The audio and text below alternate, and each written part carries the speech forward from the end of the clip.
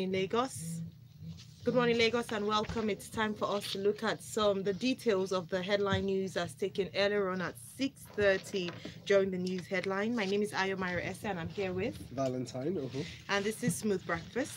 We'll be analyzing with our guests this morning, and joining us we have Uade at Reinc Niger 2017. Good morning, Uade. Good morning, Ayo. Good morning, Valentine. Good morning. Lagos. Morning. Also joining us is Cheta Nwaeze, long time Cheta. Good morning. Good morning. The heat is mad. Well, thank you very much for joining us. Welcome back. Now, Cheta is at Checkster on Twitter. You can follow him and also comment to him directly.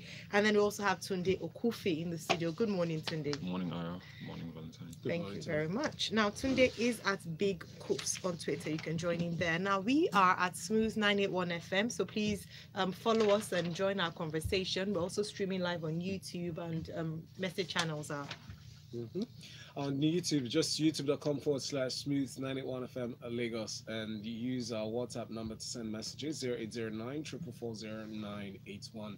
The hashtag on Twitter at smooth981fm is freshly pressed 981. That's right.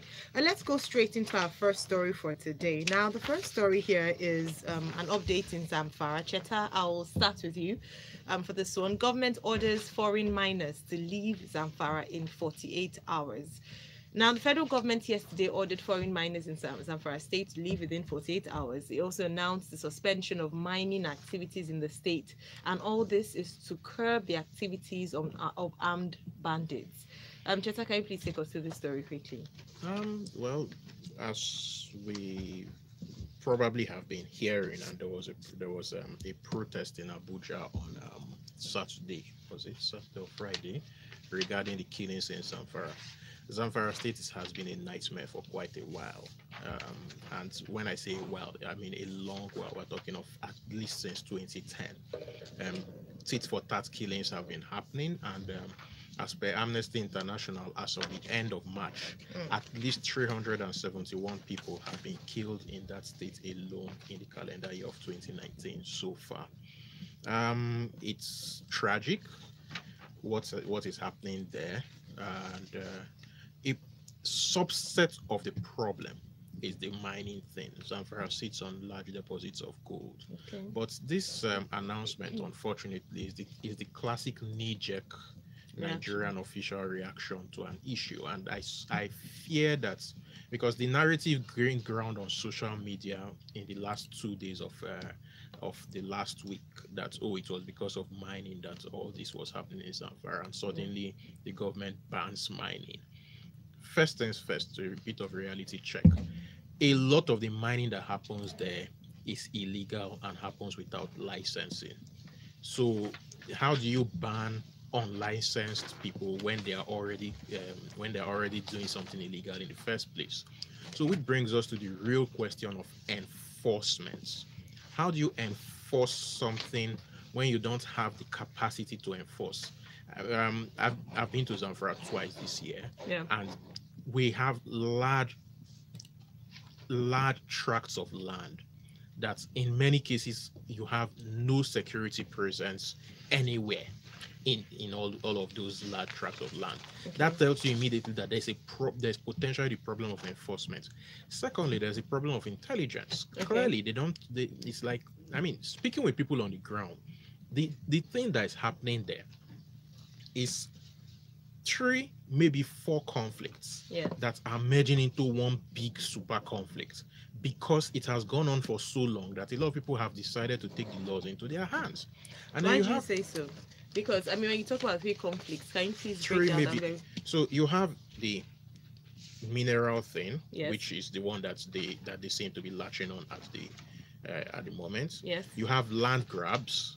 You have cattle rustling. Okay. You have the fact that kidnapping has become a very lucrative industry, rampant, not just in Zamfara, but spilled into neighboring Katsina and spilling into neighboring Sokoto, especially around the Bokolari and the Gorenyo areas. Safe is a complete nightmare. And then you have the fact that we have large bands of criminals who are moving about freely and who in many ways were enabled by the government. All right. So when, for example, Abdulaziz Yari became governor in 2015, for his second term. One of the people that he tried to call and offered an amnesty in quotes was a chap called Buhari Ndeji. Now, Buhari Ndeji was paid 350,000 naira for every weapon he surrendered. Guess how many he surrendered? How many did he surrender? Almost 10,000. All right. Now, Buhari Ndeji was killed last year by his second in command, Dogo Gide. Dogo Gide is still at large. All right, thank you very much indeed, Cheta, for that analysis. Also, just to mention that Operation Puff Adder has commenced in Zamfara State as well. I'll come to the next story, Tunde, and this one is federal government to introduce healthcare fund to Lassa fever patients. In recent times, from the beginning of the year, we have talked about the increase in terms of the incidences of Lassa fever. Well, the Director General, Nigeria Center for Disease Control, Dr. Chikwe Ihekwaze, has said that the federal government is introducing a funding mechanism to cater for patients with confirmed cases of Lassa fever. Can you please take us through this story? Okay. I initially read this as maybe health insurance. To be honest, that's the way maybe the way that's the headline. That's what the headline. headline Yes, is designed. But it's not. It's a fund, and it's a fund to deal with confirmed cases of Lassa fever. And in that regard, I'm trying to see the positive. So it's good. It's the right thing to do. But I wonder. I mean, what was the alternative? I mean, we have to anyway. You know, it's the minimum. In the past, what's happened is that people with confirmed cases of Lassa fever have had to pay their way themselves. But the federal government, in trying to, well, like we always say, it's reactionary and what Exactly. it's not. Which is where precisely where I was going to. So it's a failing of the larger system. We know the larger system has failed. So this is bandage, knowing that there's an epidemic in Lassa fever now. So they will put things in place for Lassa fever, but we need to go beyond, where we're just applying bandages to our healthcare system. Yes, it's a big issue. So we have an epidemic with Lassa fever today. We'll have an epidemic with something else tomorrow, right? But focusing on Lassa, it's good that they at least put this in place. Let's hope that the same things that make the funds that have been put, even though we grossly and horrendously underfund our healthcare sector, whatever does go in there happens to often, disappear or be misappropriated. Let's hope this is used for the right purpose. But for me, the more important thing as well, or where we haven't done a lot, is on the prevention side, right? And awareness. Well, that's part of prevention, yes. So Lassa fever is carried primarily by rodents, or exclusively actually by rodents, and we all know we have rodents. Regardless of how rich you are in this country, you probably have a rat in your house. Some people have been able to manage it better than others. So prevention is very important. Awareness, so people are aware of these things, so they can observe. I've said it here before that the jingles that we had in the past that sort of educated people on certain things, we don't have them anymore across the pyramid. The entire stack, where the highly educated people would understand, and the bottom of the pyramid too will also understand that, look, this is how to prevent this. There's a disease that's going on. This is how to prevent it. And even community workers going into the communities to educate the people there. Then going into communities, the next thing another thing we've missed out is hygiene, environmental hygiene. There's a time we had environmental health inspectors going to go and even check hygiene in areas. Now, I mean, we don't have that anymore, and we haven't really paid a lot of attention to the state and health of our environment. So, all right. Thank you very much, Tunde, for that one. Cheta, I'll come to you for the next story. But again, like you mentioned, just to emphasize the importance of that previous story with regards to the federal government responding and also preventing more than responding, I would say. Now, Cheta, this is an update on a story that broke last week. So 3 sex romp victims were our students, FUTO have confirmed. That's the Federal University of Technology in Owerri, Imo State. Last week we had reports of some students in a hotel who were caught. Unfortunately, some lost their lives, some are in hospital. Can you please take us through this story in detail? 3 young, is it 4 or 2 that are in hospital, and then 3 died? So there were 5 people involved in the massage with happy ending. And this is not to say that certain biological activities always result in death.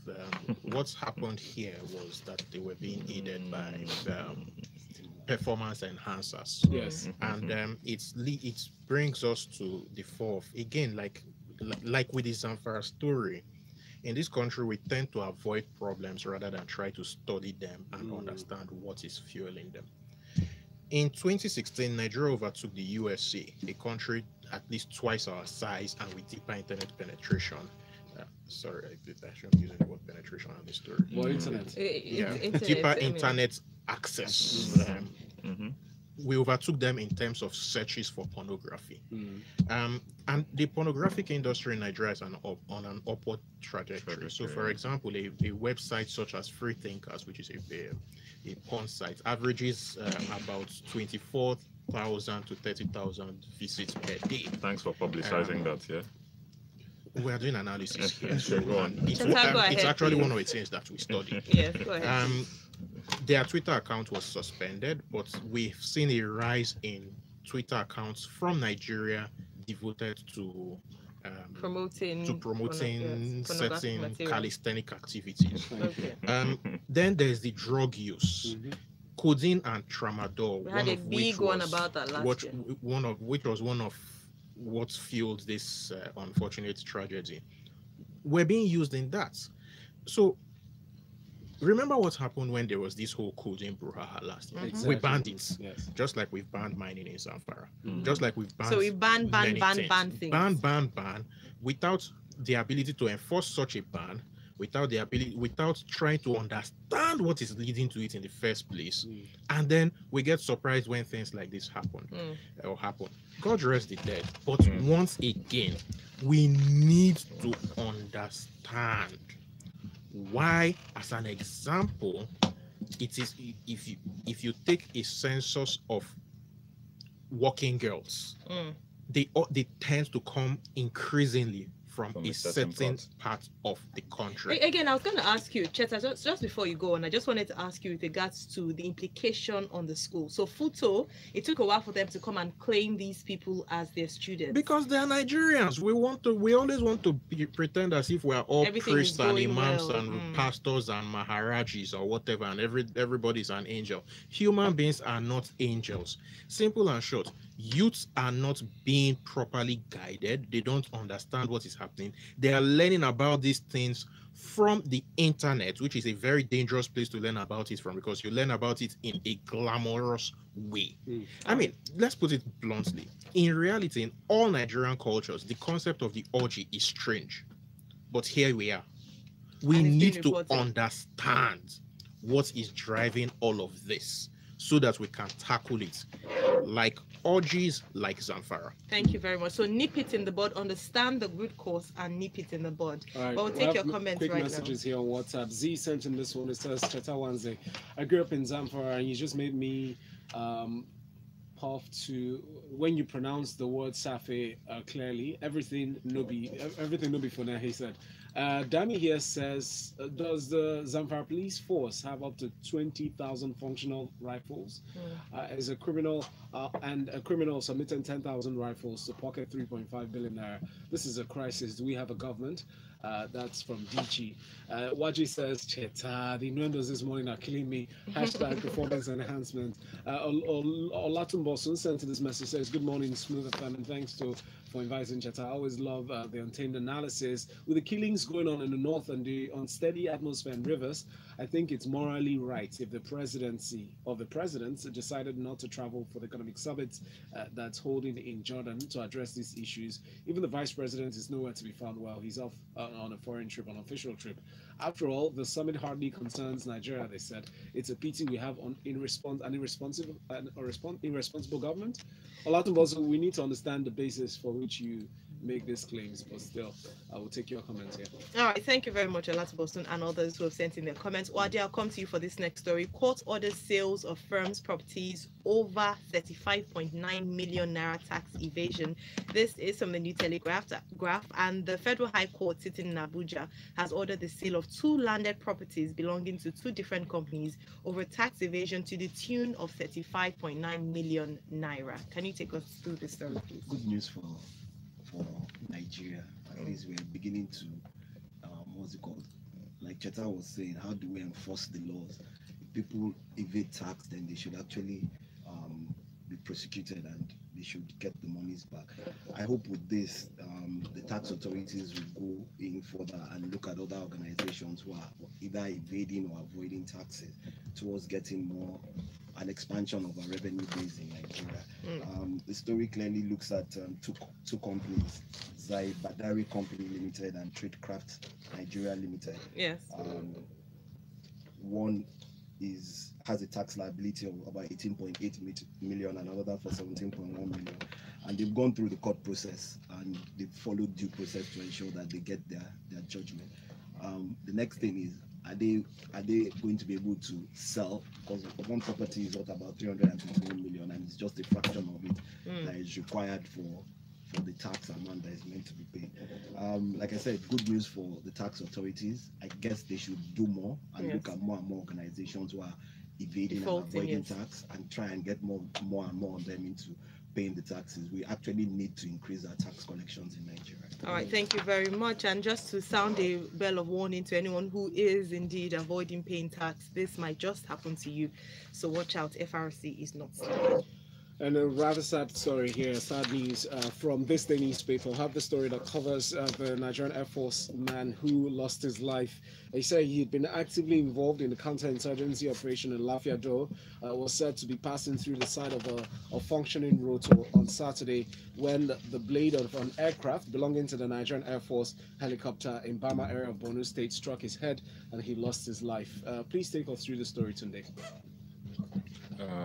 Look, so it's unfortunate, right? I mean, and the way it's just passing through, it's a bit odd. It's unfortunate that it's in mainstream newspapers because of its connection to the fight against insurgency. To be honest, otherwise it's what you'd find in a tabloid as a strange occurrence. To be honest, but you know, it's a bit more than a strange occurrence when you consider our attitude towards health and safety measures, where we blatantly disregard health and safety measures. These are people, so this is his job. It wasn't just passing through. His job was actually to even guide the helicopter to landing.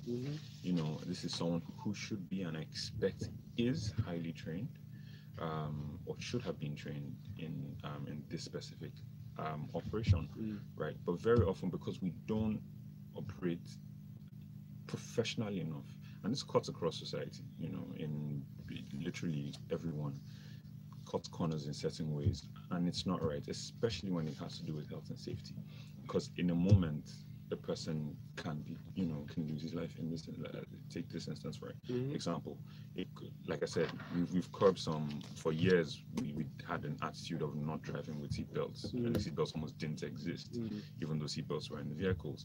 Now that has changed a bit, but it's not across the country. You still see people driving, you know, with disregard of that basic, you know, safety measure. And then you look at how people, you know, work from their, you know, their day-to-day, take their day-to-day jobs. We don't pay enough to help. We don't pay enough attention to health and safety practices and best practices in that regard. And this is one of. I like that you take it to that angle, because if you look at the offices, how many offices have compliant fire extinguishers? Or even fire extinguishers existing in the How many first of them place? do safety drills? How many of them have slip-resistant staircases? How many of them have sufficient escapes? Or Public emergency spaces, emergency exits, so many different things. Even our, you know, our police officers with way they, you know, carry their guns around is why you hear accidental discharges. All sorts of things happen that we just don't pay attention to this, and then we put it down to, oh, it's the will of God. These things happen. Unforeseen circumstances. We joke about your village people. They say the village people are chasing him. You know, all of those kind of things. We just don't pay attention to these things. We don't take them seriously enough because, again, at the heart of it, we don't value human life enough. It's the truth, unfortunately. It's very painful. May God rest his soul. Amen. Let's move on now to this next story from Premium Times. The Revenue Mobilization Allocation and Fiscal Commission, they say that they will soon commence probe of banks over stamp duties collection, as it expects to recover more than 100 billion naira from this probe. If we recall very clearly, the stamp duties were introduced in 2000, January of 2000. But why they take us through this story, and in the hopes of how much they can recover, and if this will be seen to the end. Well, I don't know if it will be seen to the end, but I hope it is seen to the end, because if you go through your bank statement every month, you will find out that the banks are actually charging this. Are the banks remitting? That's the real question. 15 naira per transaction from one bank to the other, to another bank. To another bank, and on the average, looking at statistics that I've seen in terms of transfers and movement, we do over a trillion transactions in banks every year that relates to transfers of funds. So if I do that at 50 naira per anything above 1,000 naira and a million transactions, so let's even say it's 10% of it, that's a huge amount of money that should be going to the government coffers. However, the thing about it is, why have they waited this long? This is 19 years after, and you are just complaining now that you are not. They are not just complaining now, because I mean, there's been a lot of clamor for several years now, since it started anyway. But from different agencies. What's the monitoring process? All those things have to be checked. You don't. Policies are not just to be written and then you say, okay, we've written the policies and let the banks collect them. The banks can collect them and not remit them. I've seen that before with banks taking taxes on behalf of states or federal governments and not remitting them as at when due. And it's the same thing with this now. It's the same amount, same kind of money. So what are we doing? What now, 19 years after, we now want to go and probe them, and we're looking for 100 billion or more. If the banks don't have them, some of these banks who have had problems, do they have these monies with them? So it goes a long way to talk about how government manages its policies. That's a key question, the one you asked about banks who have gone under, because they said they are going to engage in for reputable forensic audit firms to carry out the probe. So perhaps they will be able to, unearth those figures based on concrete investigation. But Tunde, you had some thoughts. Yeah, I was initially trying to avoid this. You're trying so much not to touch on this, but go on. It's interesting to hear that there's under remittance. Remember that there's even disputes and arguments as to who exactly is supposed to collect stamp duties. My opinion is, look at the term stamp duty. Stamp duty is a government tax for documents. Please, where's the documents for an electronic transfer? Exactly. Right. They want to resurrect an old and archaic piece of legislation to get in on the action. It's fine. Government exists to take from our pockets, right? In the expectation that they should do things for the commonwealth and the common good. Let's see more of that, work and that action. But more importantly, let's update the laws. Stop using archaic laws. Let's use laws that fit. Which is one thing that was also spoken about in terms of looking at the laws that are currently in place. Because nine posts then is not the same nine posts then is not the same nine posts. We don't use money stamps. We don't. At one point in time, the banking in any country, the postal system served as in many ways the first set of bank branches. Yeah. Right. So NIPOS is trying to bring that back and trying to do that. And take us back how many years? Well, it still is not because it still is a even in the West. It's still a valid method of reaching people because it's existing infrastructure, right? So it's good. You just bring them into the current century and update it. So it's good. But all right. The first thing I would hope is that money is not complete. Come on. Our postal service will come up to date and will come back to the century we're living in, and also I know they've done a lot of work in recent times, but unfortunately not to where we are hoping to get to. I'll take this comment very quickly from Yinka. On that stamp duty wahala, there's a bank with a color and just they're cashing out every Friday. Big time cashing out. The height of it is when they charge you for the maintenance of MasterCard that is in your pocket, or when they send you happy birthday greetings and still charge you SMS. And that's another one, yes. So maintenance for your card. We were yet to understand what exactly that means in terms of the cards. But that one is bad. Some banks have even ensured that whether you like it or not, you get the SMS charge. All right, let's move on. We have more stories to touch on. Very little time. Guardian newspaper has this next story. NERC, that's the Nigerian Electricity Regulatory Commission, they've said today that they are to begin mass metering on May 1st. The General Manager Public Affairs, Dr. Usman Arabi, made this statement at an exercise that he announced in Abuja. Well, it's a very short story, and again, it's one of the stories where we launch one of our favorite things, where we launch an acronym. So we've got a new one, MAP. MAP. Yes, Meter Asset Providers. It's been program. there. Yeah. We've heard it before. Yeah, we have, but it's relatively new. We like these acronyms. Okay. And it's pretty short, but let's do it already. We've spoken about this for the longest time. Now we've launched the acronym, and part of the story says that, which is, and I said, what a wonder when I read this. Arabi said customers should expect meters to be installed in their premises within 10 working days of making payments to the maps. That would be fantastic if it happens. Let's see that, because I know people who are in excess of 3-5 years, trying to get meters. And then when you look at the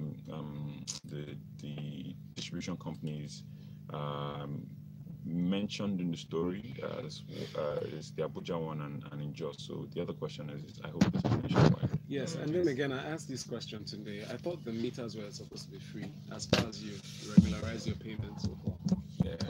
Now we're hearing about payments. It's a fast-moving industry. That's the right questions. Well, moving on now to New Telegraph. Let's touch on this story. Over 20 million bags of rice smuggled into Nigeria in 3 months. That's coming from an association. They call themselves the Rice Processors Association of Nigeria. They're saying that customs seem overwhelmed because they're not doing enough, that they've reached out to them more than 10 times over the rising spate of smuggled rice through the borders, but it seems like the borders are serving that cause. So, Cheta, what are your thoughts on this? When you hear the RIPAN saying, "Oh, customs seems overwhelmed," blah blah blah. So, a few figures for you. Our next door neighbor, Benin, Republic of Benin, in 2013 they conducted a census and they came up with a population of 10,808,749 people. That's how many people they had in 2013.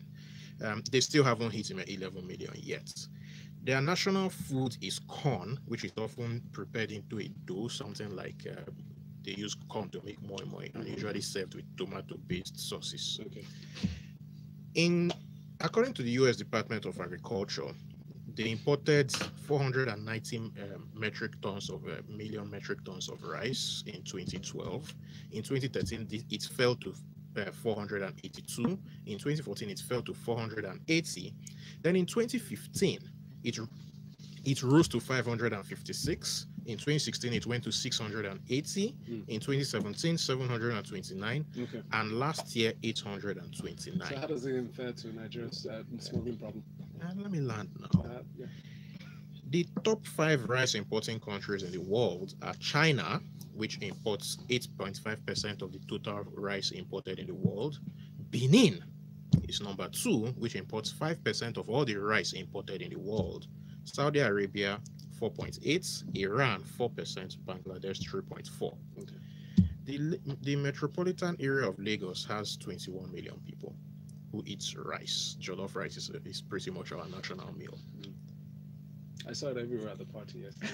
So anyway. It makes sense. The Beninese don't eat rice. We do.